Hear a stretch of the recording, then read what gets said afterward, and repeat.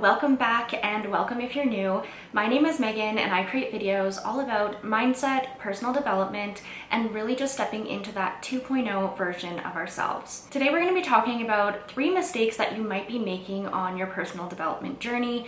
These are things that I still find myself struggling with, things that I still have to check in with myself on, so I hope that you find them helpful and empowering on your personal development journey. So the first mistake that I think we can fall into anytime we're really looking to make an improvement in our lives or to make any sort of change in our lives is focusing more on the willpower and our just self-discipline over really trying to create systems around that new development or that new habit. We have this expectation of ourselves that we're supposed to just all of a sudden, like that, change how we act and the things we do and the habits that we've created over years and years and years, and belief systems that we've picked up on over years and years and years, and expecting that all of a sudden we're just going to be able to reel ourselves in and just have this like unwavering self-discipline where we can then change our entire lives. And of course, self-discipline is important. It's not that it's not a factor at all, but motivation and self-discipline is something that's really going to come in waves. You know, when you first sit down and you make a plan of all the things you want to do, you're excited, you're motivated, and it's so much easier to take the right actions when you're in that motivated state. But as we know, we can't maintain that level of motivation for just like the foreseeable future, right? And that's where it's really important to start focusing and start developing systems for yourself. You guys probably know that I'm a big fan of coaching, and I pretty much implement a different kind of coach, like either a real person or a version of coaching, into every level of my life. My water bottle is my water coach. Like having those time markers on my water bottle, I drink double the water that I would normally because I have that, and because it's saying, hey, it's 2 p.m. and you haven't drank your water, and I chug my water. Like I wouldn't do that if I didn't have that water bottle coaching me through and that system to help me stay on top of my goals. Same thing with workouts, booking workouts, having them on the schedule, having to show up to that. It takes out the decision fatigue. I don't have to think when I'm gonna work out and what I'm gonna do. It's all laid out for me. Recently, I was on a call with somebody and they asked me how I actually like took action to get the daily planner into form. And I said, you know, some of it was self-discipline, but a lot of it was just breaking it down into tiny little steps and then booking those co-working sessions so that I didn't have a choice but to show up for myself. I've talked about before how I feel like I'm a little bit more accountable to other people and other people's schedules than to my own. So knowing that, I can put a co-working session on the schedule each week and know that I'm going to show up for it. I can schedule a focus mate session because I know I'm way more likely to show up and to work on that dedicated task at the time that I want to if I have that on the schedule. We have all of these resources available to us, and it's super important to try and tap into them and to create systems and to get that support. You don't have to do it all on your own. The second biggest mistake I see a lot of us making, including myself, is trying to just do a complete life overhaul all at once. To change our careers, to change our relationships, to change our health and fitness plans, to have this like impeccable space, and we want to do all of these things at the same time, but most times that's not really sustainable. And because we're trying to do everything at once, we really don't have the stability of a solid foundation.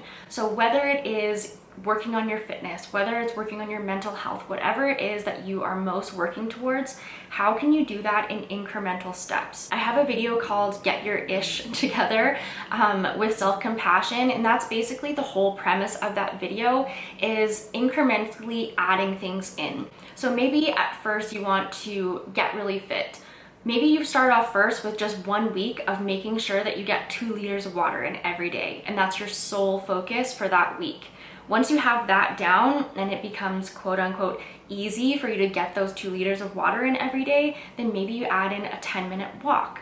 Maybe from there you work into meal planning. Maybe from there you work into amping up your workouts or doing a little bit more research on specific things that you want to improve and work on. That will give you a solid foundation to stack habits on top of. So I really love the book Atomic Habits, and this is something that James Clear talks about, is habit stacking. So you get one habit really solidified and then you add another one to it, and they almost start to relate to one another. And those foundational habits, once they're really solidified, solidified can then become kind of triggers into your next habit. So getting up and doing your morning routine, you know that instantly after that, you put on your running shoes and you go for a walk. And those habits kind of start to string together and you are then habit stacking. This point really circles back to kind of one of my favorite philosophies that I have for myself, which is that life is compound interest. It doesn't matter if you work out to 100% for 5 days and you don't work out for the rest of your life, that 5 days is not going to matter, right? What does matter is the compound interest.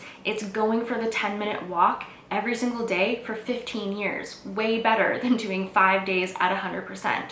It's that sort of concept. When we try and change everything about ourselves and our lives all at once, most times it's really not sustainable, and then we end up feeling crappy about ourselves because yet again, we didn't stick to the plan, we didn't hold ourselves to that insane level of self-discipline that we had when we set out this massive crazy plan for ourselves. Another way you could go about these incremental upgrades or habit stacking or just starting to reframe things is getting into the habit before the habit. Michelle B talked about this in a video recently and I thought it was really interesting. So it's if you were wanting to get up and go for a walk every day, for the first 2 days, you get up and just put on your running shoes and you don't even go out for the walk. And it's getting you in the habit of the habit prior to the habit. And it's a really fascinating thing, and I think it's interesting because obviously when you put on those shoes, you're gonna want to go for the walk. So I think it's a really smart way as well to just trigger us into the action that we want to get into by choosing to take the action or the habit before the habit. Similar to trying to change our lives all at once, and by far my biggest downfall is having an all or nothing mindset. This idea that I am either binge eating or I am the cleanest eater on the planet. I'm either on my schedule and waking up and super disciplined, or I'm up until 3 a.m. and my schedule's all out of whack and my habits are all out of whack. There's really no middle ground for me, and I truly think that that's one of my biggest downfalls as a person, and one of the things that holds me back so much from really being able to advance, because it is that whole concept of 2 steps forward, 3 steps back all the time. Another aspect to this is also having flexibility within ourselves to make adjustments, to see what works, see what doesn't, to monitor ourselves and then make adjustments and not make it be this pass or fail situation. I think a lot of times we take other people's programs, we take what works really well for someone else and we try to apply that to our lives, and when it doesn't work exactly like it's supposed to for us, we look at ourselves as the failure and we just feel like we need to try harder and we need to be more self-disciplined. We don't take a step back and say okay, out of this plan, what is really working for me? What's really going well? Where can I build on? And what patterns am I noticing that aren't working for me? And again, when we zoom out and we look at that big picture, when we look at life as compound interest, what is going to get us further? And I can pretty much guarantee you it's not going to be the all or nothing mindset.